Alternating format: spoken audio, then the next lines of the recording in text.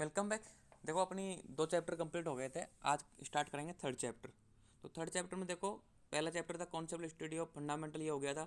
Definition of सिनेशन are term सरी, ये अपन ने कर लिया था। तीसरा चैप्टर दोष, जो अपन ने डेमो क्लास में किया था ना, दोष, वही चैप्टर आज स्टार्ट होगा। डेमो क्लास अपन ने दोष ही स्टडी किया था, लेकिन अब शुरू से स्टडी कर रहे हैं तो पहला चैप्टर अपन ने कर लिया, दूसरा चैप्टर अपन ने कर लिया, अब करेंगे तीसरा चैप्टर दोष। तो स्टार्ट करते हैं तीसरा चैप्टर दोष।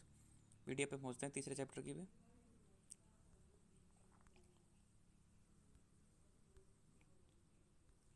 तो यहाँ से स्टार्ट करते हैं चैप्टर नंबर 3 दोस्त। देखो अपन सिलेबस के अनुसार चल रहे हैं, दोनों चैप्टरों की आपको रिकॉर्डिंग मिल गई है, आपने क्लास ले ली है। अब तीसरा चैप्टर स्टार्ट कर रहे हैं आज, दोस्त।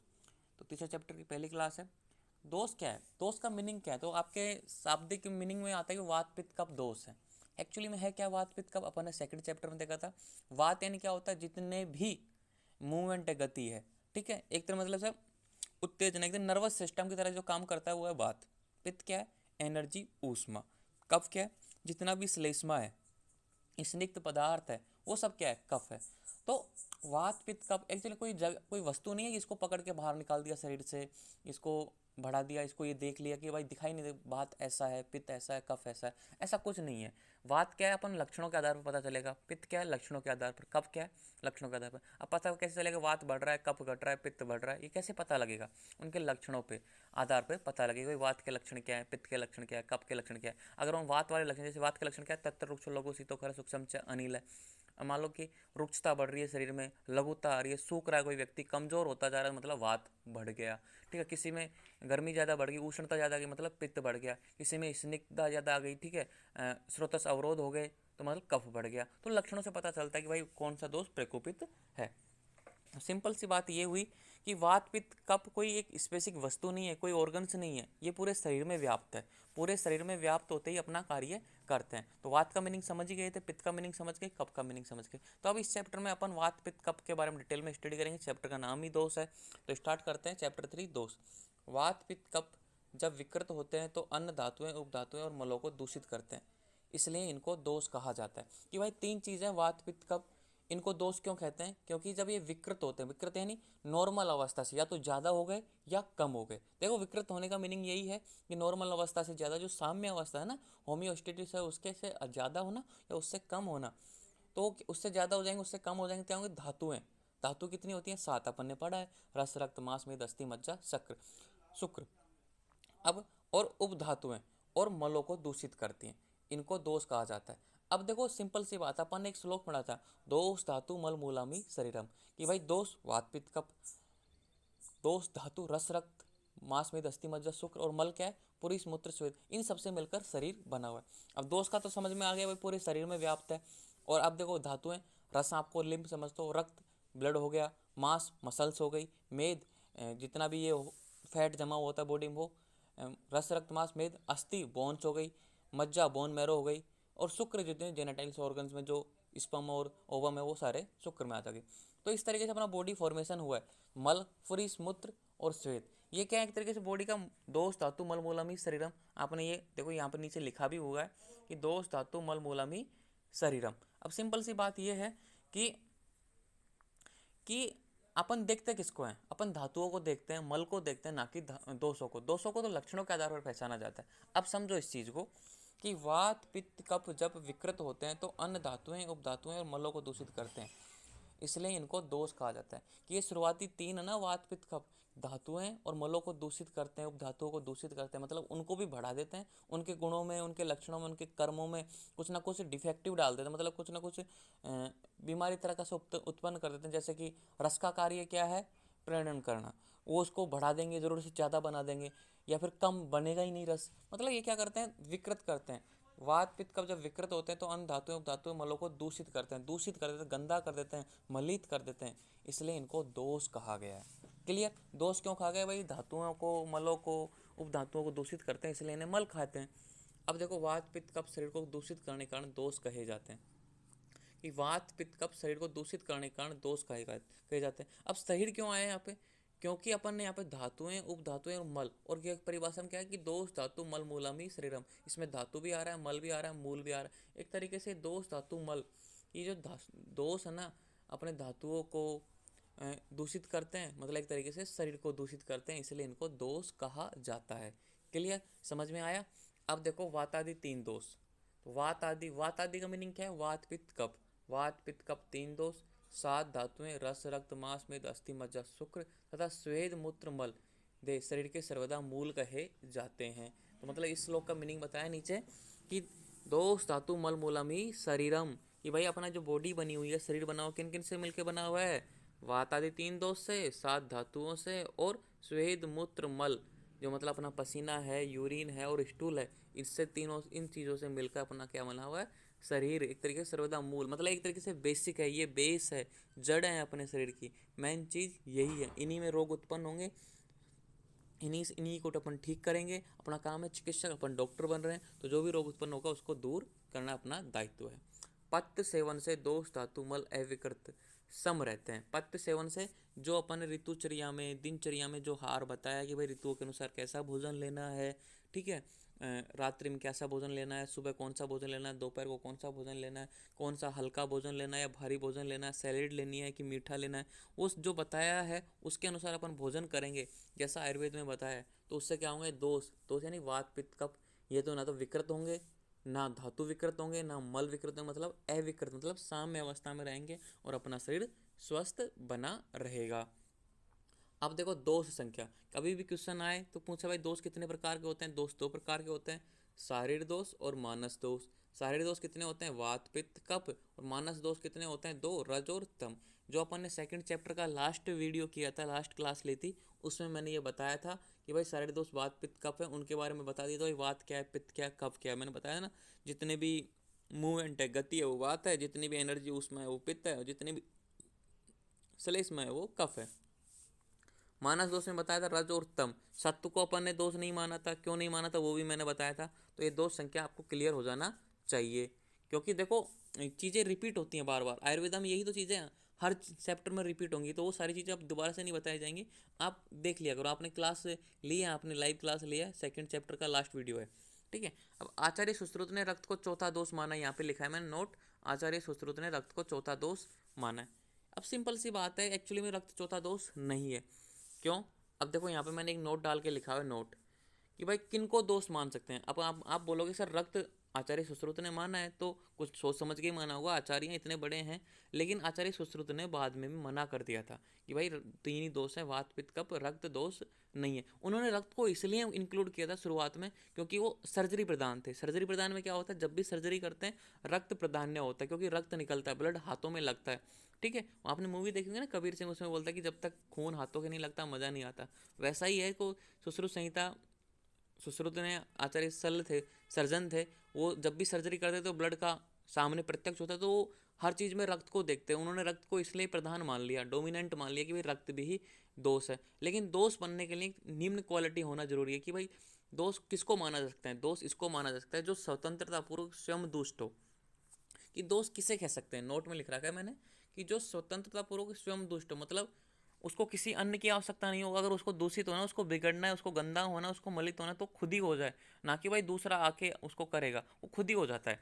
जो स्वतंत्रतापूर्वक स्वयं दुष्ट हो और रोग को उत्पन्न करे, और रोग उत्पन्न कर दे, मतलब धातुओं को दूषित कर दे, मल को दूषित कर दे, या शरीर में कोई विकृति उत्पन्न कर दे, तो वो रोग को उत्पन्न करे। तथा जो प्रकृति का निर्माण करे वह दोष है। जब अपन ही प्रकृति, जैसे वातज है, पित्तज है, कपज है, द्वंद्वज है, सन्निपातज है, मतलब जब अपना जन्म होता है या मतलब युग्मनज बनता है, तो अपनी प्रकृति डिसाइड होती है कि माता के अंडाणु पिता के शुक्राणु में कौन सा दोष डोमिनेंट है।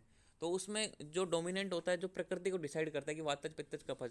तो अपन ने अभी तक कोई भी ऐसी चीज़ नहीं पढ़ी जिसमें रक्तज प्रकृति मानी हो कि भाई रक्त को भी माना कि रक्तज प्रकृति आ गई इसमें, ठीक है। ऐसा अभी तक अपन ने नहीं पढ़ा, ना आचार्य सुश्रुत ने बोला, ना आचार्य चरक ने बोला। तो रक्त मतलब एक तरीके से क्या बोलते हैं, रक्त प्रकृति निर्माण नहीं करता है, इसलिए जो उसकी जो खसोटी है, जो रेखा होती है ना एक तरीके से कि भाई ये चीज़ें क्वालिटी होनी चाहिए दोष बनने के लिए, तो रक्त वो सारी चीज़ें पूरी नहीं कर पाता, इसलिए रक्त को अपन दोष नहीं मान सकते। ये जो वात पित्त कफ है, स्वयं दूषित भी हो जाते हैं, रोग उत्पन्न भी करते हैं और प्रकृति निर्माण करते हैं। तो क्लियर, तो ये दोष है। वात पित्त कफ स्वयं में अपने से दूषित होते हैं, वे किसी की अपेक्षा नहीं करते हैं, जबकि रक्त दूषित वात आदि के संसर्ग से ही दूषित होता है, स्वतंत्र रूप से दूषित नहीं होता। और जब रक्त है ना, देखो मैंने प्रकृति का तो बता ही दिया कि प्रकृति निर्माण नहीं करता, लेकिन ये दूषित भी नहीं होता कि वो ऑटोमेटिक दूषित नहीं, ऐसा नहीं है कि भाई ऑटोमेटिक ही दूषित हो गया बिना किसी कारणवश के, बिना किसी वजह से ही, या फिर मतलब ऑटोमेटिक अपनी खुद ही अन्य किसी की सहायता के बिना ही ये दूषित हो गया, नहीं। अगर वो रक्त दूषित होगा, उसके बाहरी जैसे माइक्रो ऑर्गेनिज्म, सूक्ष्म जीवाणु या फिर किसी अन्य चीज की आवश्यकता उसको पड़ती है, तब वो दूषित होगा, खुद में ही दूषित नहीं होता।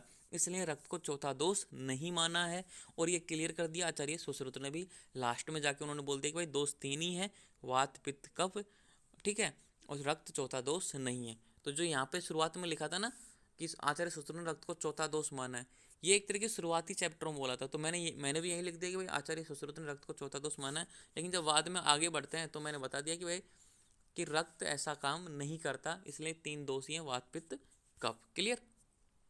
अब देखो जो अपना पॉइंट है ये समझ में आ गई भाई। अब देखो ऋतु दोष रस गुण आदि में संबंध, सिस्टमेटिक तरीके से आप लाइव क्लास देखते जाओगे तो आपको समझ में आता रहेगा। ऋतु दोष रस गुण आदि में संबंध, ऋतु क्या होती है, जो सेशनली ऋतु होती है ना, सॉरी, ऋतु जो 6 ऋतुएं हैं, शिशिर वसंत ग्रीष्म वर्षा शरद हेमंत, ठीक है। दोष कितने हैं, 3, वात पित्त कफ। रस कितने होते हैं, 6, मधुर अम्ल लवण कटु तिक्त कषाय।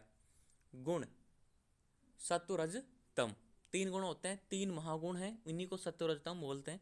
तो इनमें संबंध पूछा, ये अपने सिलेबस में है, मतलब इंटर रिलेशन क्या संबंध है आपस में, कि कौन सा दोष किस कौन से रस को, मतलब जैसे आप डॉक्टर बन रहे हो, सिंपल सी बात है, कोई भी व्याधि कोई भी रोगी आया, ठीक है, आपको बोला कि डॉक्टर साहब मेरे ये लक्षण है, जैसे कि मेरे शरीर में दर्द हो रहा है, कभी कमर में, कभी घुटनों में, कभी बॉडी में, तो आप कैसे अनुमान लगाओगे, कौन सा उसको बोलोगे भाई आपको ये खाना है कि ये नहीं खाना, कौन सी औषधि तो, इसी से तो पता लगेगा कि भाई कौन सा रस आपको, कौन से मेडिकेट प्लांट की औषधि देनी है, कौन से रस की औषधि देनी है। तो जैसे कि आपने किसी कोई पेशेंट आया कि उसके बदन में दर्द हो रहा है, तो बदन दर्द का मीनिंग है कि उसके वात दोष कुपित है, मतलब वात दोष बढ़ा हुआ है, तो वात दोष को शांत करने वाले, तो वात दोष को समन रस मधुर अम्ल लवण का सेवन कराओ उसको, इस तरीके से आपको याद करना है। अब समझो कि दोष कितने हैं, वात पित्त कफ, ठीक है। अब ऋतु के लिए अगली पीडीएफ है, क्योंकि यहाँ पे ऋतु थोड़ा कंफ्यूजिंग कर देता है, इसलिए ऋतु नहीं लिखी। अब देखो यहाँ पे दोष का कौन सा दोष, कौन से दोष को कौन सा रस प्रकोपित कर रहा है और कौन सा समन कर रहा है, ये है समन, ये है प्रकोपित। प्रकोपित यानी बढ़ा रहा है, जैसे बॉडी में वात दोष की कमी हो गई तो कौन सा दोष उसको, कौन सा रस उसको भोजन में कराएंगे। समझो इस चीज को कि भाई वात प्रकोपित हो गया, मान लो वात बढ़ गया, तो उसको कम करने के लिए कौन सा रस खिलाएंगे, और मान लो वात कम है तो कौन सा खिलाएंगे, प्रकोप मतलब उसको बढ़ाने वाला कौन सा रस है, ये, ठीक है। तो गुण को डोमिनेंट कौन सा होता है, ये सामने लिखा ही हुआ कि कौन सा गुण डोमिनेंट होता है, वात में रज होता है, पित्त में सत्व रज होता है, कफ में तम होता है। क्योंकि अब वात में रज क्यों होगा, कि वात क्या है, मन की गति, तो रज गति को प्रदान करता है। पित्त में सत्व और रज दोनों है, कि प्रकाशक है पित्त, मतलब सत्व प्रकाशक होता है ना, तो पित्त भी प्रकाशक है। और कफ क्या होता है, एक तरीके से तम गुण होता है, क्योंकि कफ का जब किसी व्यक्ति में कफ ज़्यादा बढ़ जाता है तो उसको नींद आती है ना, अंधेरे में आ जाता है, मतलब वही, अरे यार मस्त मोट खाना खा लिया, अब कफ बढ़ गया, नींद आ रही है, मतलब एक तरीके से, तो तम। तो गुण कौन कौन से, वात में है रज, पित्त में सत्वरज, और कफ में है तम। अब ये देखो इंपॉर्टेंट है, ये वात को समन करने वाला, वात को कम करने वाला, पित्त को कम करने वाला और कफ का कम करने वाले रस कौन कौन से हैं, वात को बढ़ाने वाले रस कौन से हैं, पित्त को बढ़ाने वाले रस कौन कौन से हैं, और कफ को बढ़ाने वाले रस कौन कौन से हैं, ये आपको इंपॉर्टेंटली याद होना चाहिए।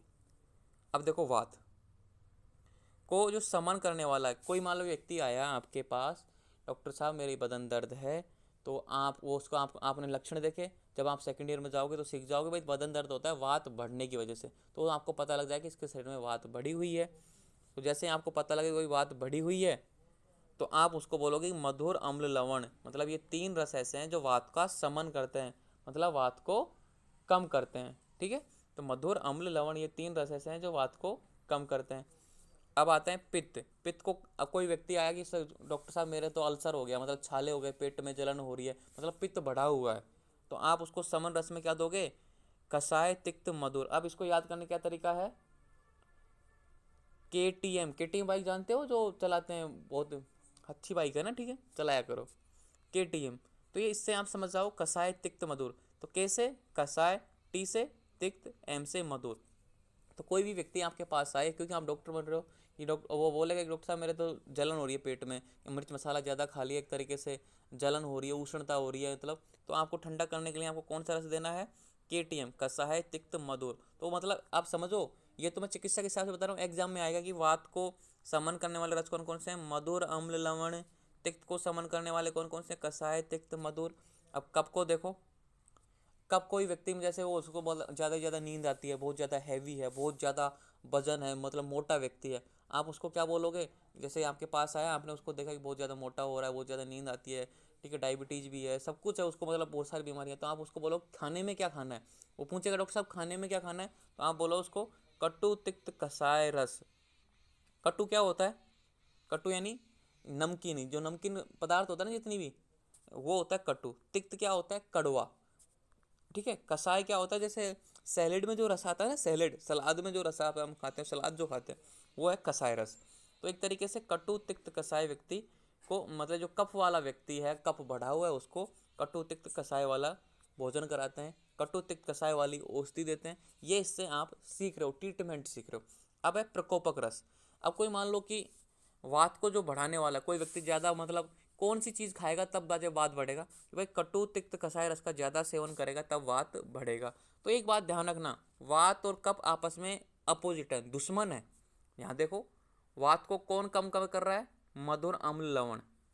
ठीक है, वात को कम कौन कर रहा है? मधुर, अम्ल, लवण कर रहा है। और वात को बढ़ा कौन रहा है? मधुर।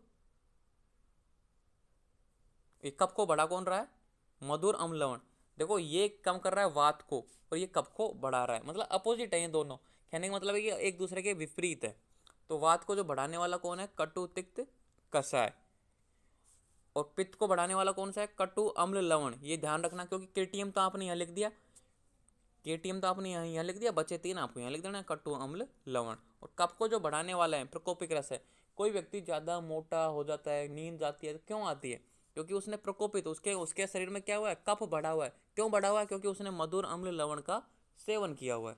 इस तरीके से आपको इसको समझना है। मैं फिर से समझा देता हूँ, ध्यान से सुनना कि भाई 3 दोष हैं, दोष 3 है, वात, पित्त, कफ। रस 6 हैं, मधुर, अम्ल, लवण, कटु, तिक्त, कसाय। इसी की सीक्वेंस में आपको याद रखना है, मधुर, अम्ल, लवण, कटु, तिक्त, कसाय। गुण कितने हैं? 3, सत्व, रज, तम।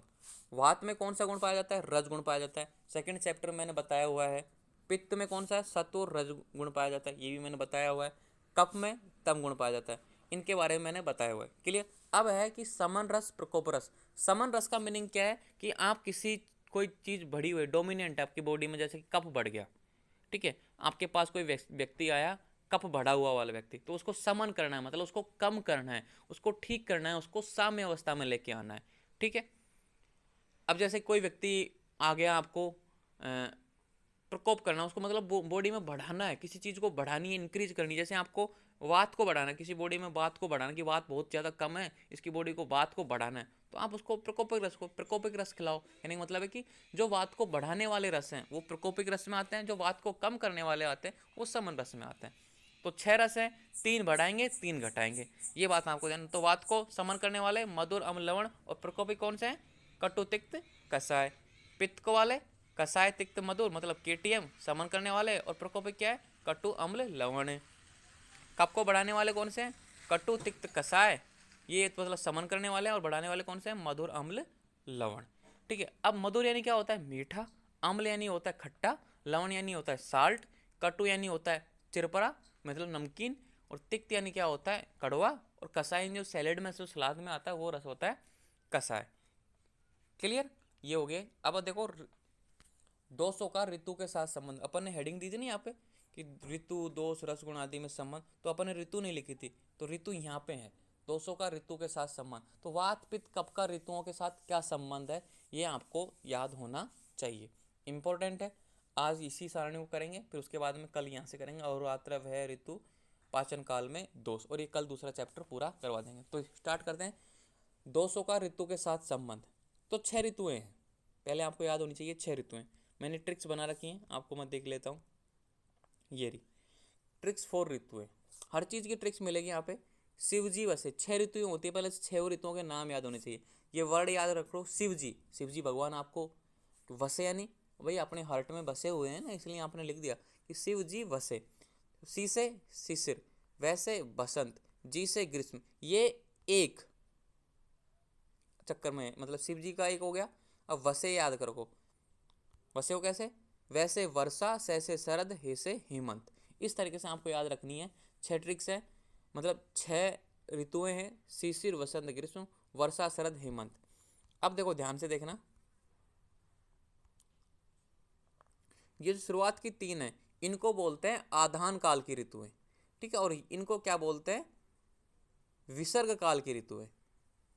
आदान काल की ऋतुएं शुरुआत की 3, तो शिव जी क्या है, आदान काल की ऋतुएं। अब ये आदान काल क्या है, विसर्ग काल क्या है, ये अष्टांग हृदय के चैप्टर नंबर 3 में आपने अच्छे से पढ़ा होगा। आधान काल यानी, ठीक है, लेना, आधान यानी लेना। तो अपना क्या इसमें क्या होता है, आधान, यहाँ पे देखो मैं बता देता हूँ कि आदान काल यानी ये होता है किसी चीज से अपन ले रहे हैं, तो मतलब यहाँ पे सूर्य अपनी एनर्जी सोख लेता है। कि जैसे जैसे अपन देखो जनवरी से जून तक आएंगे तो अपन व्यक्ति कमजोर हो जाता है, क्योंकि सूरज बहुत ज़्यादा गर्मी में आ जाता है, तो सूरज अपनी सारा सोम्यांश, सारा जलियांश सोख लेता है, तो वो आधान कर लेता है, ठीक है। और दूसरा काल क्या है, वर्षा शरद हेमंत का क्या है, विसर्ग काल। विसर्ग काल यानी, विसर्ग यानी देना। यहाँ पे क्या हो जाता है, सूरज की रोशनी हो जाती है मध्यम, और जो चंद्रमा है ना रात को शीतलता प्रदान करता है। सर्दी बढ़ती जाती है धीरे धीरे, क्योंकि जुलाई, अगस्त, सितंबर, अक्टूबर, नवंबर, दिसंबर, देखो अब सर्दी बढ़ती जा रही है, तो दिसंबर तक सर्दी बढ़ जाती है। तो कहने का मतलब विसर्ग मतलब ये देते हैं क्या, शीतलता, प्रसन्नता, ये देते हैं, इसलिए इसको विसर्ग काल कहते हैं। ये अष्टांग का है चैप्टर नंबर 3, वहाँ पे आपको और भी समझ अच्छे समझ में आएगा, ठीक है। तो मिटा देते हैं इसको, अब वापस आ जाते हैं। 6 ऋतु याद कर ली, तो कितनी ऋतु हैं, 6। 6 ट्रिक्स क्या हो गई, शिवजी वसे। अब इनका आपको संबंध स्थापित करना है किसके साथ, इसके साथ संबंध स्थापित करना है कि भाई दोष के साथ। वात पित्त कफ, 3 दोष होते हैं हमेशा, वात पित्त कफ। तो कौन सी ऋतु में कौन से दोष का संचय होगा, प्रकोप होगा, समन होगा। अब ये संचय क्या होता है, संचय यानी एक्यूमुलेशन, मतलब इकट्ठा होना बॉडी में।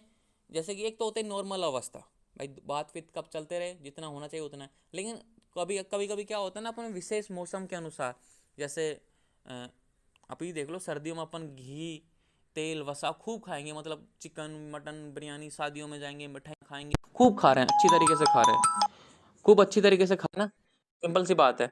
तो मतलब एक्यूमुलेशन का संचय हो जाएगा। संचय मतलब बॉडी में इकट्ठा, जरूरत से ज्यादा इकट्ठा होना, जितना नॉर्मल अवस्था है उससे ज्यादा इकट्ठा होना, वो होता है संचय। अब है प्रकोप। प्रकोप का मीनिंग क्या है, प्रकोप का मीनिंग है एक तरीके से जरूरत से ज्यादा इकट्ठा होने, और मतलब पूरी बॉडी में फैल गया एक तरीके से।